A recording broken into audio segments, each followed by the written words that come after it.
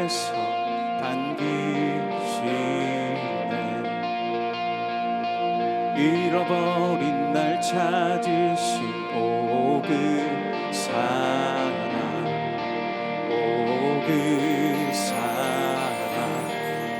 독생자 예수 자유케 하네.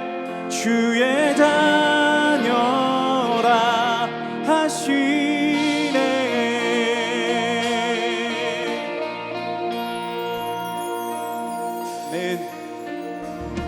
내 모든 죄에 속하신 주의 은혜. 나 죄 아래 있을 때 나를 위하여 죽으신 예수, 독생자 예수 자유케 하네. 주의 자녀라 하시네. 아버지 집에 거할 곳 있네. 주의 자녀라 하시네. 택하시고 지키시며 날 자녀라 하시네. 그의 소유 삼으시고 날 자녀라 하시네. 택하시고 지키시며 날 자녀라 하시네. 그의 소유 삼으시고 날 자녀라 하시네. 날 자녀라 하시네. 독생자 예수 자유케 하네. 주의 자녀라 하시네. 아버지 집에 거할 곳 있네. 주의 자녀라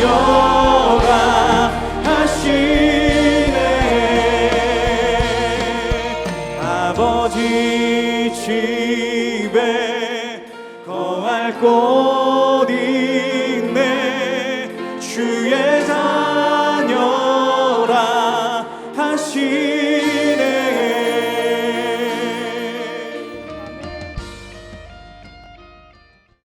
제 8장. 여호와께서 내게 이르시되 너는 큰 서판을 가지고 그 위에 통용 문자로 마엘살랄 하스바스라 쓰라. 내가 진실한 증인 제사장 우리아와 여베리기야의 아들 스가랴를 불러 증언하게 하리라. 내가 내 아내를 가까이 하매 그가 임신하여 아들을 낳은지라. 여호와께서 내게 이르시되 그의 이름은 마엘살랄 하스바스라 하라. 이는 이 아이가 내 아빠 내 엄마라 부를 줄을 알기 전에 다메섹의 제물과 사마리아의 노약물이 아수르 왕 앞에 옮겨질 것입니다. 여호와께서 다시 내게 말씀하여 이르시되 이 백성이 천천히 흐르는 실로암 물을 버리고 르신과 르말리아의 아들을 기뻐하느니라. 그러므로 주 내가 흉흉하고 창이란 큰 하수 곧 아수르 왕과 그의 모든 위력으로 그들을 뒤덮을 것이라. 그 모든 골짜기에 차고 모든 언덕에 넘쳐 흘러 유다에 들어와서 가득하여 목에까지 미치리라. 임마누엘이여, 그가 펴는 날개가 내 땅에 가득하리라. 너희 민족들아 함성을 질러보아라. 그러나 끝내 패망하리라. 너희 먼 나라 백성들아 들을지니라. 너희 허리를 동이라. 그러나 끝내 패망하리라. 너희 허리에 띠를 띠라. 그러나 끝내 패망하리라. 너희는 함께 계획하라. 그러나 끝내 이루지 못하리라. 말을 해보아라. 끝내 시행되지 못하리라. 이는 하나님이 우리와 함께 계심이니라. 여호와께서 강한 손으로 내게 알려주시며 이 백성의 길로 가지 말 것을 내게 깨우쳐 이르시되, 이 백성이 반역자가 있다고 말하여도 너희는 그 모든 말을 따라 반역자가 있다고 하지 말며, 그들이 두려워하는 것을 너희는 두려워하지 말며 놀라지 말고, 만군의 여호와 그를 너희가 거룩하다 하고 그를 너희가 두려워하며 무서워할 자로 삼으라. 그가 성소가 되시리라. 그러나 이스라엘의 두 집에는 걸림돌과 걸려 넘어지는 반석이 되실 것이며 예루살렘 주민에게는 함정과 올무가 되시리니 많은 사람들이 그로 말미암아 걸려 넘어질 것이며 부러질 것이며 덫에 걸려 잡힐 것이니라. 너는 증거의 말씀을 싸매며 율법을 내 제자들 가운데서 봉함하라. 이제 야곱의 집에 대하여 얼굴을 가리시는 여호와를 나는 기다리며 그를 바라보리라. 보라, 나와 민 여호와께서 내게 주신 자녀들이 이스라엘 중에 징조와 예표가 되었나니 이는 시온산에 계신 만군의 여호와께로 말미암은 것이니라. 어떤 사람이 너희에게 말하기를 주절거리며 속살거리는 신접한 자와 마술사에게 물으라 하거든 백성이 자기 하나님께 구할 것이 아니냐, 산자를 위하여 죽은 자에게 구하겠느냐 하라. 마땅히 율법과 증거의 말씀을 따를지니 그들이 말하는 바가 이 말씀에 맞지 아니하면 그들이 정녕 아침 빛을 보지 못하고 이 땅으로 헤매며 곤고하며 굶주릴 것이라. 그가 굶주릴 때에 격분하여 자기의 왕과 자기의 하나님을 저주할 것이며 위를 쳐다보거나 땅을 굽어보아도 환난과 흑암과 고통의 흑암뿐이리니 그들이 심한 흑암 가운데로 쫓겨 들어가리라. 오늘 이사야 8장은 큰 국가적 위기 앞에선 유다의 상황을 잘 보여줍니다. 적들이 예루살렘을 치러 올라오자 유다의 마음은 숲이 바람에 흔들리듯 요동쳤습니다. 그런데 진짜 문제는 이런 국가적 위기 자체가 아니라 하나님을 신뢰하지 않는 그들의 불신앙이었습니다. 하나님은 유다의 죄를 공의로 경고하시지만 동시에 그들을 포기하지 않는 사랑으로 부르십니다. 오늘 그 하나님의 진심에 대해 함께 나눠보길 원합니다. 첫째, 하나님은 두려움의 시대에 말씀으로 자기 백성을 깨우시는 분입니다. 하나님은 이사야에게 말씀하셨죠. 너는 큰 서판을 가지고 그 위에 통용 문자로 마헬살랄 하스바스라 쓰라. 마헬살랄 하스바스는 노략이 속히 임하고 탈취가 빠르다는 뜻입니다. 쉽게 말하면 심판이 속히 온다는 뜻이죠. 하나님은 이 말씀을 큰 서판에 쓰게 하시고 증인을 세우시고 이후 이사야의 둘째 아들 이름까지 똑같이 짓도록 하셨습니다. 그리고 4절에서 이 아들이 아빠, 엄마라고 부르기 전에 다메섹과 사마리아가 아수르 앞에 무너질 것이라고 말합니다. 패망의 시기가 곧 온다는 말씀이죠. 그러니 하나님께서 이미 적들의 끝을 말씀해 주셨기 때문에 유다는 그들을 그렇게 두려워할 이유가 없었던 것입니다. 이제 하나님을 의지하면 되는 것이죠. 하나님이 말씀하셨으니 하나님을 믿고 의지하자. 이래야 옳은 선택입니다. 그런데 유다 왕 아하스와 유다 백성들은 그렇게 하지 않았어요. 이 백성이 천천히 흐르는 실로아 물을 버리고 르신과 르말리아의 아들을 기뻐하느니라고 6절에서 말씀합니다. 실로아 물은 예루살렘에 흐르던 작고 조용한 물입니다. 크고 웅장한 강은 아니었지만 예루살렘을 살리는 물이었어요. 하나님의 조용한 통치와 언약적 돌보심을 보여주는 은혜의 표지였습니다. 그런데 유다는 이 실로아 물을 버리고 르신과 르말리아의 아들 베가의 위협에 마음을 빼앗겼습니다. 여기서 기뻐하는이라는 말은 그들을 좋아했다는 뜻이라기보다 그들의 위협에 마음을 빼앗기고 정신없이 흔들렸다는 뜻으로 볼 수 있습니다. 결국 유다는 이 위기 앞에서 하나님을 버리고 자신들이 보기에 더 큰 힘을 가진 것처럼 보이는 아수르를 의지합니다. 그들의 눈에 세상의 권력은 빠르고 강해 보였습니다. 반대로 하나님의 은혜는 천천히 흐르는 실로아 물처럼 보였죠. 사랑하는 여러분, 혹시 여러분의 눈에도 하나님의 은혜가 천천히 흐르는 실로와 물처럼 여겨지시는지요? 그래서 말씀, 기도, 예배, 성도의 권면, 작은 순종이 작게 여겨지고 있지는 않은지요? 그러나 천천히 흐르는 실로와 물로 하나님은 우리를 지키십니다. 그러니 누가 알아주지 않아도 늘 꾸준히 새벽 제단을 지켜내는 것이야말로 천천히 흐르는 실로와 물을 기뻐하는 자들이 아닐까요? 하나님은 이런 선택을 한 유다가 처할 상황을 말씀으로 분명히 보여주십니다. 7에서 8절이에요. 그러므로 주 내가 흉룡하고 창일한 큰 하수 곧 아수르 왕과 그의 모든 위력으로 그들을 뒤덮을 것이라. 그 모든 골짜기에 차고 모든 언덕에 넘쳐 흘러 유다에 들어와서 가득하여 목에까지 미치리라.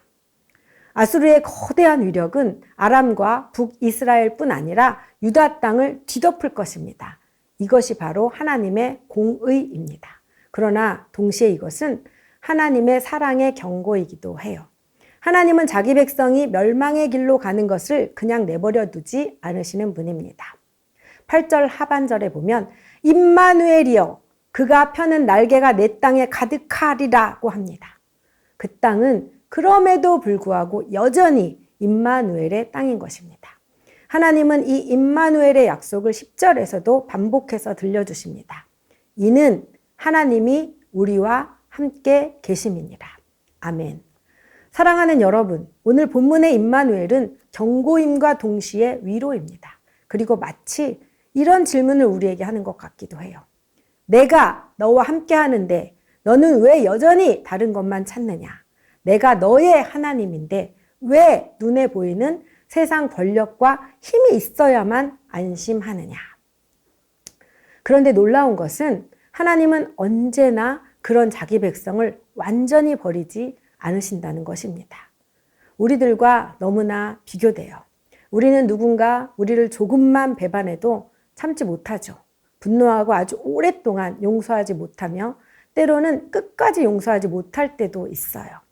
그러나 하나님은 유다가 실로와 물을 버리고 다른 것을 의지했음에도 임마누엘의 약속을 결코 거두지 않으셨습니다.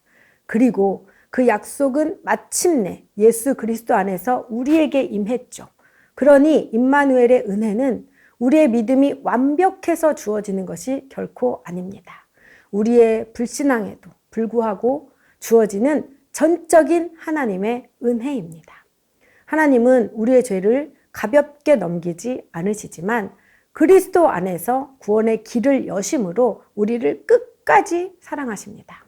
그러므로 이토록 우리를 너무나 사랑하시기에 우리에게 경고하시는 하나님의 말씀 앞에 늘 깨어있는 저와 여러분이 되기를 간절히 소망합니다.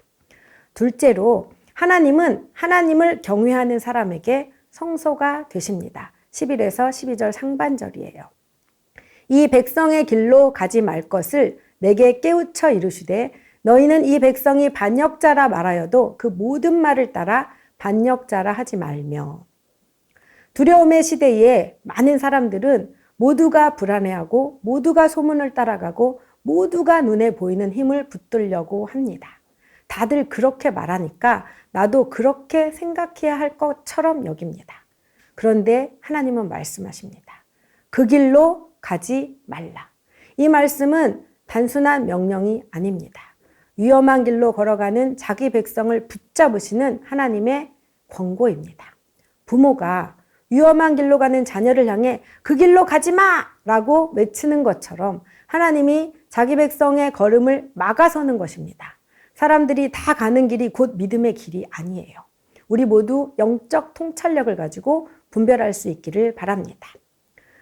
그들이 두려워하는 것을 너희는 두려워하지 말며 놀라지 말고 만군의 여호와 그를 너희가 거룩하다 하고 그를 너희가 두려워하며 무서워할 자로 삼으라.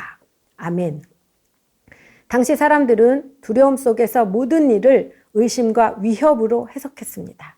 두려움이 마음을 지배하면 모든 일이 위협처럼 보이고 모든 소문이 사실처럼 들립니다.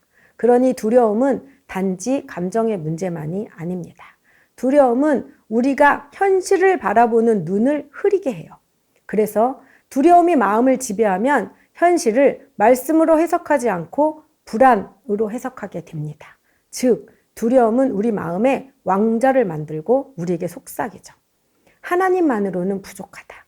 더 큰 힘을 붙들어야 한다. 그러나 하나님은 그들이 두려워하는 것을 너희는 두려워하지 말라. 만군의 여호와를 거룩하게 여기라고 말씀하십니다. 하나님을 가장 크신 분으로 모시라는 것입니다. 하나님을 두려워하고 무서워할 자로 삼으라고 하시는 것입니다. 하나님을 경외하라는 것입니다. 그러면 하나님은 그들의 성소가 되어주신다고 약속하십니다. 그가 성소가 되시리라. 아멘. 성소는 하나님께 나아가는 자리이고 죄인이 은혜를 입는 자리이며 두려움 속에서도 하나님 안에 안전하게 피할 수 있는 자리입니다. 사랑하는 여러분, 죄인인 우리는 스스로 결코 하나님께 나아갈 수 없었지만 그리스도께서 십자가로 그 길을 여셨기에 하나님이 우리의 영원한 성소가 되셨음을 믿으시길 바랍니다. 그러니 이제 우리는 두려움이 올 때 세상의 큰 강물로 도망가는 사람들이 아닙니다. 이제 우리의 피난처는 제국도 아니고 돈도 아니고 사람의 인정도 아닙니다. 우리의 피난처는 오직 그리스도 예수 안에서 우리를 받아주시는 하나님 한 분뿐입니다. 사랑하는 여러분, 오늘 무엇을 두려워하고 계십니까? 하나님보다 문제를 더 크게 보고 있지는 않으신지요? 하나님을 가장 크신 분으로 모시고 경외하며 우리의 영원한 성소 삼고 살아가는 저와 여러분이 되기를 축복합니다. 세 번째는 하나님의 백성은 눈에 보이지 않아도 말씀을 붙들고 기다리는 사람들이라는 것입니다. 16절이에요. 너는 증거의 말씀을 싸매며 율법을 내 제자들 가운데에서 봉함하라. 하나님은 유다가 하나님의 말씀을 듣지 않아도 말씀을 없애지 않으시고 말씀을 보존하게 하시며 그 말씀을 제자들 가운데 맡기십니다. 하나님은 하나님의 말씀을 따르고 순종하지 않는 백성에게 말씀을 거두어 가실 수도 있었어요. 그러나 말씀을 남겨두십니다. 왜일까요? 돌아올 길을 남겨두시기 위해서입니다. 말씀이야말로 하나님께로 돌아오게 하는 은혜의 통로가 되기 때문입니다. 이제 야곱의 집에 대하여 얼굴을 가리시는 여호와를 나는 기다리며 그를 바라보리라. 아멘. 하나님께서 얼굴을 가리시는 것처럼 느껴질 때가 있어요. 하나님이 침묵하시는 것 같고 기도가 허공에 떠다니는 것 같이 여겨질 때도 있죠. 그러나 믿음의 사람은 그럼에도 불구하고 여전히 하나님을 바라보고 하나님을 떠나지 않는 사람인 줄 믿습니다. 아무렇지 않은 척 하는 것이 아니라 두렵지 않은 척 하는 것이 아니라 흔들리지만 두렵지만 여전히 말씀 곁에 머무는 것이 믿음인 줄 믿습니다. 그래서 오늘 이사야도 고백합니다. 나는 기다리며 나는 바라보리라. 믿음은 모든 상황이 좋아졌기 때문에 하나님의 말씀을 바라보는 것이 아닙니다. 하나님의 얼굴이 가려진 것처럼 느껴지는 그때에도 여전히 신실하신 약속을 붙드는 것이 믿음인 줄 믿습니다. 저 역시 그런 시간을 경험한 적이 있어요. 작은 아들이 중국에서 1학년을 마치고 들어오자마자 코로나가 전 세계를 강타했습니다.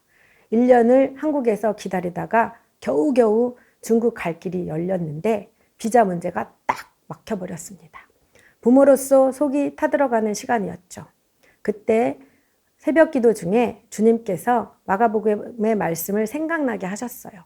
안심하라, 내니 두려워하지 말라. 상황이 아직 해결된 것은 아니었습니다.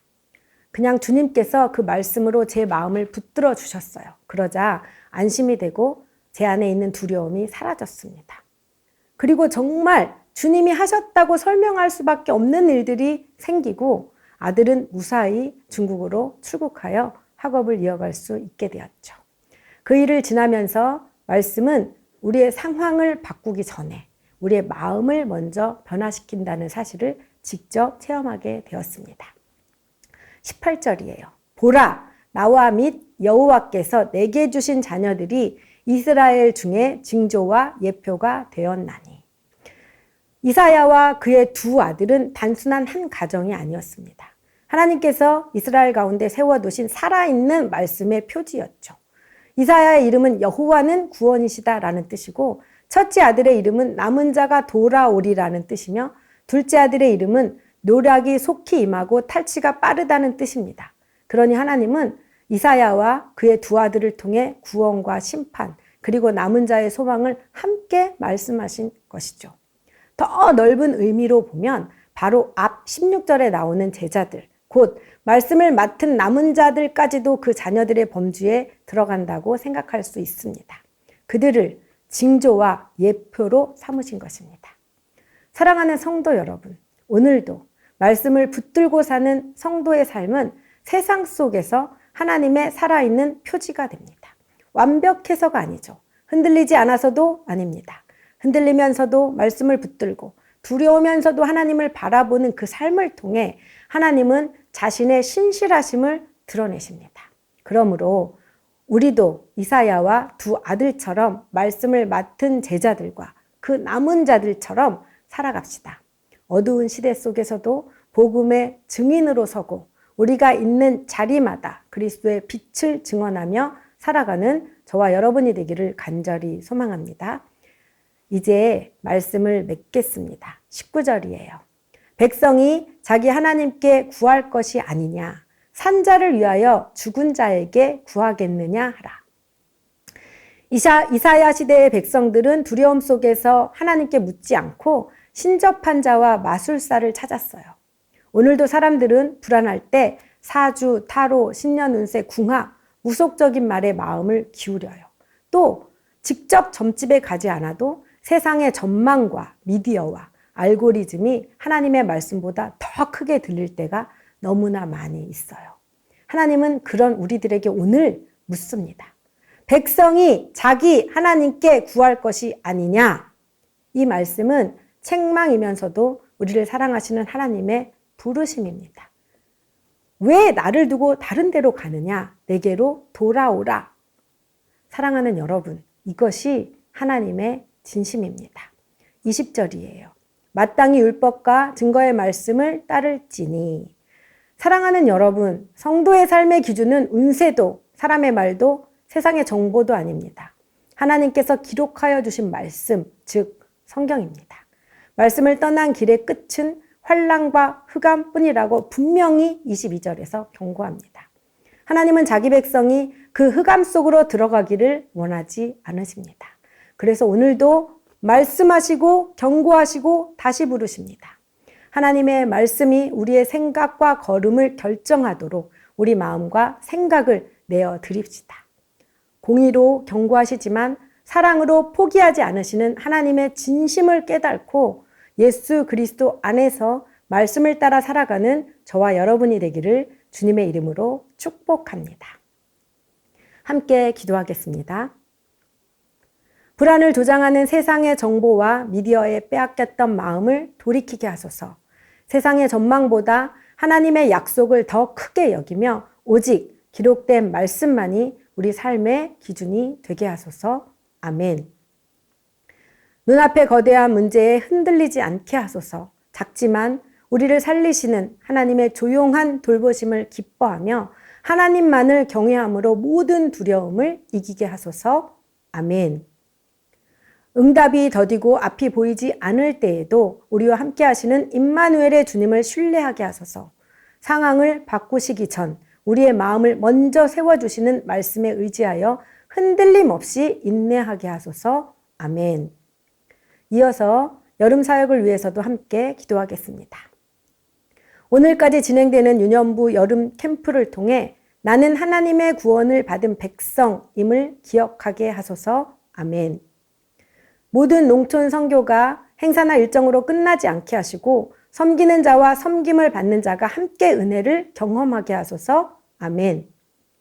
모든 여름 사역을 통해 예수 그리스도의 복음이 전해져 초대 교회와 같은 부흥을 경험하게 하소서. 아멘.